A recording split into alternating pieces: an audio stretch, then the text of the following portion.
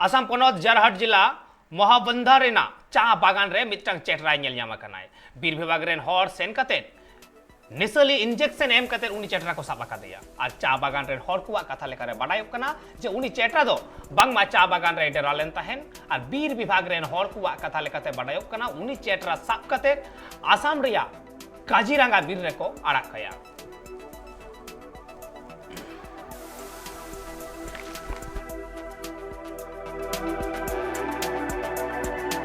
অলপ দিনৰ আগতে আমাৰ মহনা টি ষ্টেটত বাঘে মানে অলপ উৎপাত কৰাত আমাক জনালে আমি ৩-৪ দিনৰ আগত আমি এটা পিঞ্জৰা গৈ তাত পাতিলোঁ।